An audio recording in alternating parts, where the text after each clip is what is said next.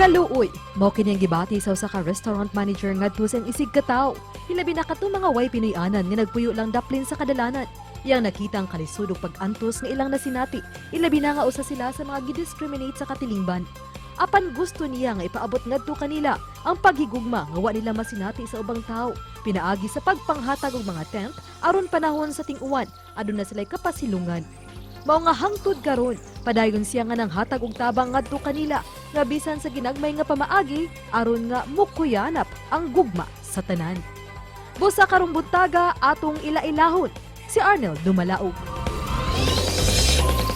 Pang hashtag spread kindness yun ang advokasya ni usa ka restaurant manager mga kapuso ngatong ila-ilahon karong buntaga, Arnel Dumalaog. Good morning, Sir Arnel. Welcome sa GMA Regional TV Live. Kumusta ka this morning, sir? Mayong buntag mga kapuso, I'm happy and thankful sa pag-invite ninyo karon diri sa ako sa inyong programa. Let's talk about your advocacy kini mong pagpanghatag og mga tents sa mga homeless, sir. Unsa may background ani, unsa man gyud nakapaagni nimo sa paghatag nila og tents? Bali, sir, nang naranasan ko rin sa yung hirap ng buhay noon, hindi pa ako nakapagtapos ng pag-aaral pero blessed po ako kasi na-promote po ako bilang isang branch head dito sa Cebu. Kaya nag-decide po ako, sir, mamigay ng mga pagkain sa mga bata. Yung priority ko, sir, is yung mga bata at saka yung mga senior citizen. That's why, nung namigay po ako, napaisip po ako na paano po kapag tuwing umuulan at tuwing gabi saan po sila natutulog. That's why po, sir, nag-order po kami ng mga tent. Ang first namin na binigay is 3 tents dito sa Mabolo. Kaya nung namigay kami, nang sinabihan ko sila na dapat i-keep nila yung tent para at least meron sila matulugan. Tent kasi ang binigay ko, sir, para pwede nilang ilipat kung saan sila kung saan naman sila mapunta dito sa Cebu. Pwede nila ma-dismantle para if ever nga paalisin sila sa establishment na tinitirahan nila, pwede silang lumipat, dala yung tent. Asa man kasagaran, Sir Arnel, imong target inimong panghatagan og so far pila na imong nahatagan, sir?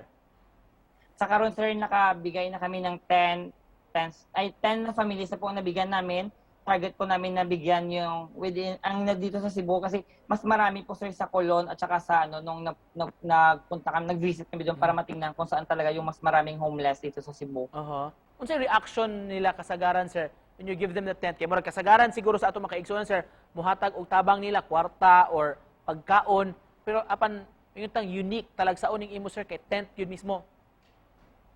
Bali, makikita mo sa mukha nila, sir, na yung happiness, yung overwhelmed sila. Kasi, ang ibig sabihin kasi yung tent para sa atin, para sa kanila, sir, bahay na yun, sir, sa mga bata.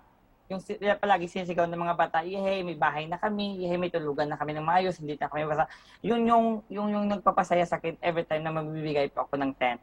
Kini imong gibuhat, Sir Arnel, unsa may imong nakatunan? What did you learn ining imong gihatag o gikan mismo sa mga tao, sir? Na ang na-learn ako, sir, hindi mo kailangan maging mayaman para makatulong sa ibang tao. Ang kailangan mo lang is dapat porsigido kang tulungan yung dapat tulungan at ng blessings naman po to, sir, sa akin kasi isa po ako sa naging dahilan para mabigyan sila ng konting ligaya at konting sa kanilang buhay po, sir.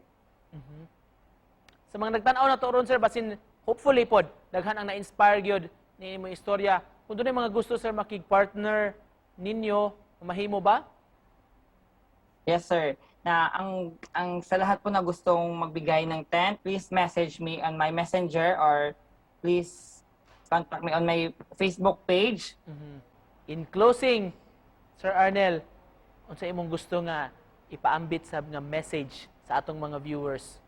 Sa lahat po na nanonood, suportahan niyo po ako at thank you po sa suporta niyo sa akin. Salamat po sa mga message, sa mga message niyo sa ako please support my Facebook page and to my YouTube channel, please subscribe and see you soon. And kung gusto niyo po na meron po kayong nakitang pamilya na nasa daan, message lang po para mapuntahan namin at mabigyan din namin ng mga tents. Alright. Thank you so much for sharing to us your advocacy karong buntaga, sir. Way duda pang hashtag spread kindness yun di mga kapuso ang restaurant manager na si Arnel Dumalaog. Thank you, Sir Arnel! Thank you mga kapuso.